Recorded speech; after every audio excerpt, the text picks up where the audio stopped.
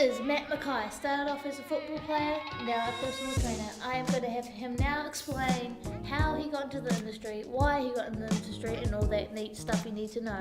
So here we have Matt Mackay from Personal Training. How and why I got into the fitness industry and why I wanted to be a PT and why I wanted to work in the environment that I work in. So first of all, I'm a keen football player. I play for Caversham, and I said I wasn't playing football this year, but they've asked me to come back. Moved into Dunedin, played rep teams there, moved to Wellington when I was about 16 or 17 with my parents to try and make it as a pro footballer, or try and make the next step from Dunedin. A lot of people my age at that time, I was about 18, 19, have the same thoughts, and I actually had an opportunity to work full-time at a gas station.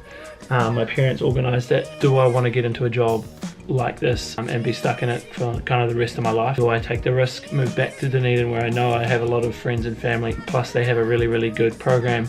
Aidan Summerfield and the team at Targa Polytechnic do probably one of the best personal training programs in New Zealand, I think. Anyway, let's take a gamble, let's move back to Dunedin, pursue personal training.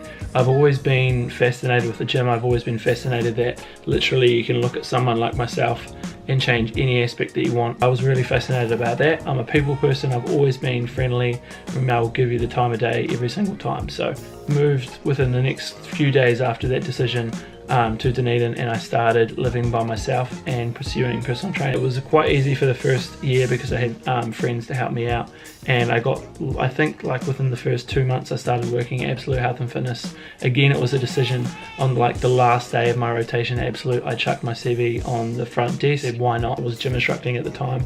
And literally 2 weeks later, on my birthday in June, Rachel rang me and said, do you want a job? And I was like, I'd love to. That began my fitness journey. Absolute, I will always be in debt to them because they've given me the opportunity of becoming who I am now. Without those guys, I would be probably nothing right now because the opportunities they have given me. It's a long kind of hour job and it takes a lot of commitment. You can't go out partying all the time. You have to be doing work majority of the time. So I said to myself, made another decision. I'm taking a risk and moving to Dunedin by myself, no family, no whatever. I made the decision to come to PTing. That's worked out, so that decision worked out for me. Why would the PT not work out for me?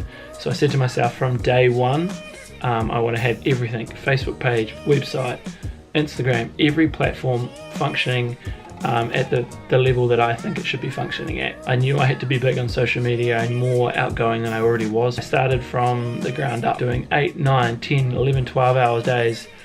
Whether it was at work or at home, I was cold calling everyone, I was making my Facebook posts, I was making a newsletter, I was posting. It came down to a decision of me jumping the gun or moving down to Dunedin. Could have gone either way, but the main message from that was that I took a risk and I made sure that I believed in myself.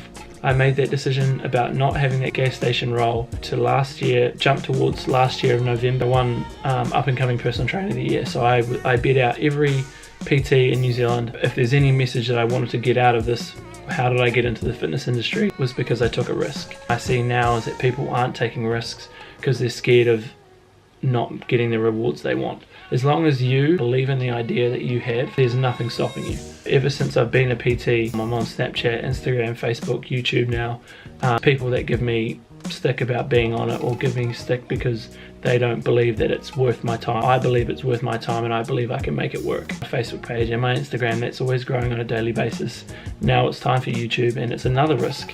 You know, I spend 2 or 3 hours a night of editing these videos and posting them, and then again I'm putting everything online. You know, my whole entire life, whether it's with people that I'm, you know, a girl that I'm seeing, or whether it's a you know, a work drinks or a dinner or friends and family, I've got the camera out all the time. And the workouts, you know, people around the gym look at me and like, why are you recording yourself? But my overall message is that I want to be strong at every platform so that no matter what, someone can find a tip in there, or someone can find an idea or a message. Like now, if someone's watching this, I took risks to get where I am and look at the reward. Yeah, I won up and coming personal trainer of the year. I've got awards that I want to win this year. I've got places that I want to be next year. If anyone's sitting at home right now to be in the position that I am now, all I did was take risks. At the end of the day, if you've got an idea or a company that you want to start, the only person that's going to be able to do that is you. No matter what anyone else says, no matter what anyone else does, if you believe that you can do it and you'll make it work. There will always be, in fact, this is a message that I tell myself on a daily basis. The more people that don't believe in me and the more people that give me crap or stick, is my idea working even more. Because if they're giving me crap, they've obviously watched my video, or they've obviously seen me on Facebook, or they're obviously jealous that they haven't taken the risk. So my idea, in fact, is working. My marketing is working and my plan is getting achieved.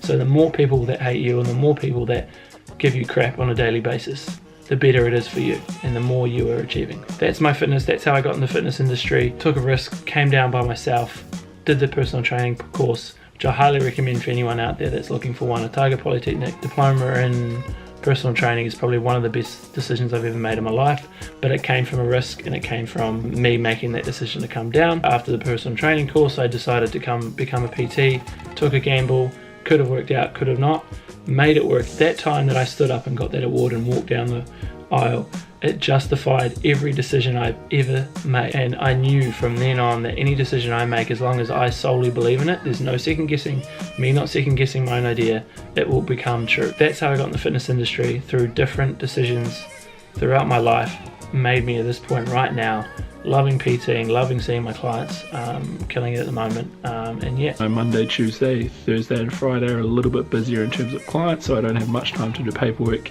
hence why I do it on a Wednesday. And I get my car cleaned and all that kind of stuff on those kind of days as well. Hope you guys enjoyed the workout as well. Any questions, just fire me an email or a comment down below. But yeah, of course guys, I'll see you in the next one.